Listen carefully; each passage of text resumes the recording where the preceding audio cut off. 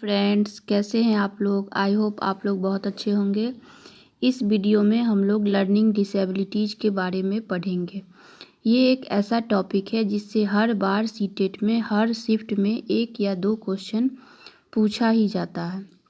तो ये बहुत ही इम्पोर्टेंट टॉपिक है और बहुत ही छोटा सा टॉपिक है, जिसको अगर आप लोग ध्यान से देख ले तो आप लोग छोटा सा टॉपिक पढ़ के सीटेट में 1 से 2 नंबर अपना फिक्स कर सकते हैं।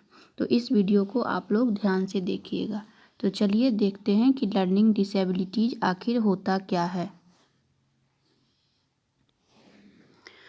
What is learning disabilities. तो लर्निंग डिसेबिलिटीज़ क्या होता है ये हम लोग देखते हैं। देखिए, यदि किसी बालक का सीखने का कोई क्षेत्र निरंतर रूप से समस्यात्मक हो, यदि कोई बच्चा स्कूल के साथ संघर्ष कर रहा हो, या फिर जब बच्चा निबंध लिखने में ऊंची आवाज़ में पढ़ने से, गणित की समस्याओं का समाधान करने आदि से डरता हो, तो यह सब जो है लर्निंग डिसेबिलिटीज़ के अंतर्गत आ जाता है।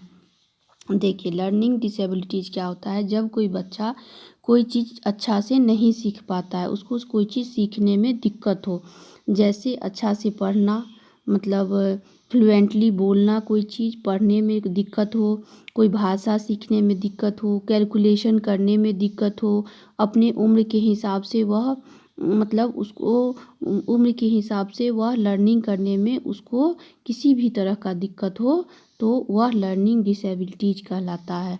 तो वह बच्चा लर्निंग डिसेबिलिटीज़ का शिकार कहलाता है, अधिगम अक्षमता का शिकार कहलाता है। और देखिए, ये अधिगम अक्षमता लर्निंग डिसेबिलिटी जो है बहुत तरह के होते हैं। तो चलिए, इसका जो मेन है वो हम लोग देखते हैं, जो एग्ज़ाम में बार बार पूछा जाता है। चलिए देखते हैं टाइप्स ऑफ लर्निंग डिसेबिलिटीज़। देखिए, सबसे फर्स्ट है डिसलेक्सिया। अब देखिए, डिसलेक्सिया क्या होता है कि डिसलेक्सिया पढ़ने से संबंधित सभी विकार इसके अंतर्गत आते हैं। देखिए, जब कोई बच्चा अच्छा से पढ़ नहीं पाता है, कोई भी जैसे उसको बुक पढ़ने के लिए दीजिएगा तो वह अच्छा से उसको नहीं पढ़ पाएगा। तो अगर पढ़ने की गति या फिर शब्द को पहचान नहीं पाता है, अक्षर को पहचान नहीं पाता है, अच्छा से वह पढ़ नहीं पाता है, तो यह सब डिसलेक्सिया के अंतर्गत आएगा कि यह बच्चा डिसलेक्सिया का शिकार है। अगर कोई बच्चा अच्छा से पढ़ नहीं पाता है, शुद्ध पढ़ नहीं पाता है, शब्दों को पहचान नहीं पाता है, अक्षरों को पहचान नहीं पाता है, तो वह डिसलेक्सिया का शिकार बच्चा कहलाता है। तो डिसलेक्सिया आप लोग समझ गए। डिसलेक्सिया में क्या होता है कि बच्चे जो है अच्छा से पढ़ नहीं पाते हैं, शब्दों को और अक्षरों को जो है बच्चा पहचान नहीं पाता है, तो वह डिसलेक्सिया होता है। चलिए नेक्स्ट देखते हैं हम लोग। नेक्स्ट है हम लोगों का डिसकैलकुलिया। डिसकैलकुलिया क्या होता है। देखिए, कैलकुलिया यानी कि कैलकुलेशन से रिलेटेड है, तो मैथ से रिलेटेड है। यानी कि डिसकैलकुलिया का मतलब क्या हुआ कि मैथ से रिलेटेड अगर बच्चा को कोई भी दिक्कत है, मैथ से रिलेटेड अगर बच्चा को कोई भी दिक्कत है, तो वह क्या कहलाता है, डिसकैलकुलिया के अंतर्गत आएगा। वह किसके अंतर्गत आएगा, डिसकैलकुलिया के अंतर्गत आएगा। तो समझ गए आप लोग। डिसकैलकुलिया मतलब गणित से रिलेटेड अगर कोई भी दिक्कत हो, डिसकैलकुलिया जहाँ पे लिखा हो तो आप तुरंत समझ जाइएगा कि इसका रिलेशन कैलकुलेशन से है, यानी कि इसका रिलेशन मैथ से है। यह सीडीपी में भी पूछा जा सकता है ये क्वेश्चन, और मैथ पेडागोगी में भी पूछा जा सकता है, क्योंकि यह मैथ से रिलेटेड है इसलिए मैथ में भी पूछा जा सकता है। तो इसको आप लोग ध्यान में रखिएगा ऐसे कि डिसकैलकुलिया यानी कि कैलकुलेशन से रिलेटेड। चलिए अगला देखते हैं। नेक्स्ट है हम लोगों का डिसग्राफिया। डिसग्राफिया मतलब डिसग्राफिया यानी कि ग्राफ से रिलेटेड। ग्राफ मतलब आप लोग दिमाग में सेट करिए लिखना, ठीक है, लिखना। कैलकुलिया यानी कि कैलकुलेशन और ग्राफ यानी कि लिखना।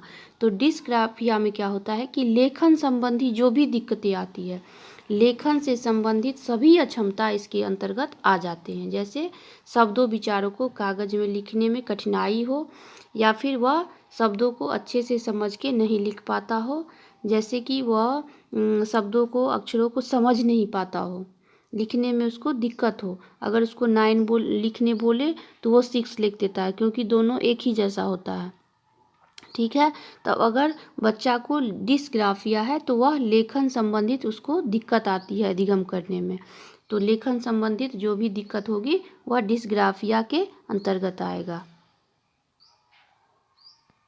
देखिए पिक्चर में जो है बच्चा जो है लिख रहा है और उसको मतलब वह सोच रहा है कि मैं क्या लिखूं, मुझे मतलब उसको पता ही नहीं चला है, वो थोड़ा सा कंफ्यूज है, उसको लेखन संबंधित दिक्कत है। तो लेखन संबंधित जो भी दिक्कत होगा वह डिस्ग्राफिया होगा। ठीक है, वह डिस्ग्राफिया से पीड़ित होगा बच्चा वह। ठीक है, चलिए अगला देखते हैं। नेक्स्ट है हम लोग का डिस्फेसिया। डिस्फेसिया का क्या मतलब होता है कि डिस्फेसिया ने यानी कि भाषा से संबंधित कोई भी अक्षमता, यानी कि उसको भाषा वह नहीं सीख पा रहा है, भाषा सीखने में उसे दिक्कत हो रही है। भाषा सीखने में अगर उसे दिक्कत हो रही है तो वह सब आ जाएगा डिस्फेसिया के अंतर्गत। अगर बच्चा भाषा कोई अच्छा से नहीं सीख पा रहा है तो यह अधिगम अक्षमता जो है डिस्फेसिया कहलाएगा। चलिए नेक्स्ट देखते हैं हम लोग। नेक्स्ट है हम लोगों का डिस्प्रेक्सिया। नेक्स्ट है हम लोगों का क्या, डिस्प्रेक्सिया। देखिए डिस्प्रेक्सिया में क्या होता है कि शारीरिक कौशल संबंधी जो भी दिक्कतें होती है, जैसे चलना हुआ, दौड़ना हुआ, कोई भी एक्टिविटी करना हुआ, जैसे मतलब शारीरिक जो भी मतलब उसको मतलब अभी तक जो हम लोग पढ़े वो था, जैसे लेखन संबंधी था, भाषा संबंधी था, कैलकुलेशन, ये सब तो माइंड का था। ठीक है, लेकिन डिस्प्रेक्सिया क्या हो, डिस्प्रेक्सिया हुआ शारीरिक कौशल संबंधी जो भी दिक्कतें अगर होगी बच्चा को तो वह डिस्प्रेक्सिया के अंतर्गत आएगा। वो किसके अंतर्गत आएगा, डिस्प्रेक्सिया के अंतर्गत आएगा। अब देखिए ये दो तरह का हो सकता है, एक हो सकता है ग्रॉस मोटर स्किल और दूसरा फाइन मोटर स्किल। देखिए ग्रॉस मोटर क्या हो, ग्रॉस मोटर जैसे ग्रॉस मोटर में बड़े बड़े मसल्स का यूज होता है। ग्रॉस मोटर में बड़े बड़े मसल्स, जैसे चलने में हम लोग का पैर का यूज होता है, जैसे कोई भी चीज़ उठाना हो तो हाथ का यूज होता है। तो बड़ा बड़ा जो मसल्स है हम लोगों के बॉडी का, वह सब अगर अच्छा से काम नहीं कर रहा है, अगर उससे हमको कोई भी चीज़ दिक्कतें आ रही हैं कोई भी शारीरिक कौशल करने में, तो वह ग्रॉस मोटर में आ जाएगा। और फाइन मोटर क्या होता है, फाइन मोटर में हम लोगों के बॉडी का छोटा छोटा मसल्स यूज होता है। ठीक है, देखिए जब बच्चा छोटा होता है अगर उसको आप पेंसिल दीजिएगा तो वो आराम से उसको ले लेगा। अब उसको ये नहीं पता है कि उस पेंसिल को पकड़ना कैसे है, बस वो अपना ले लेता है। तो वो पूरे हाथ का यूज किया, ठीक है, वो पूरे मतलब पूरे पाम से, पूरे हाथ से जो हुआ, पूरे हैंड से वो पकड़ लिया, तो ये आ जाएगा ग्रॉस मोटर में। लेकिन जब बच्चा थोड़ा सा बड़ा होता है और वो किसी को देखता है कि वो अच्छा ऐसे पेंसिल पकड़ा जाता है तो वो भी अच्छा से पकड़ने लगता है, यानी कि वो उंगली का यूज करके फिर पेंसिल पकड़ता है कि उंगली से ऐसे पेंसिल पकड़ के लिखना है। तो वो आ जाएगा फाइन मोटर में, यानी कि बच्चा अब जो है समझ गया है कि कैसे लिखना है। तो वो उसमें क्या हुआ, उंगली के मसल्स का यूज हुआ, उंगली के यानी कि उंगली छोटे छोटे मसल्स का यूज हुआ, तो वो आ जाएगा फाइन मोटर स्किल में। तो अगर हम लोगों के बॉडी का कोई भी छोटा मसल्स मतलब कोई भी छोटा मसल्स की वजह से हम लोग को कोई भी शारीरिक कौशल करने में दिक्कत हो रहा है तो वो फाइन मोटर में आ जाएगा। और अगर बड़े बड़े मसल्स की वजह से हम लोग को कोई शारीरिक कौशल करने में दिक्कत हो रहा है, फिजिकली अगर हम लोग कुछ करने में डिसेबल हैं, तो वह कहलाएगा डिस्प्रेक्सिया। ठीक है, तो आप लोग समझ गए। तो ठीक है, ओके फ्रेंड्स, अगर आपको ये वीडियो अच्छा लगा हो तो मेरे चैनल को सब्सक्राइब कर दीजिएगा और वीडियो को लाइक कर दीजिएगा। Thank you.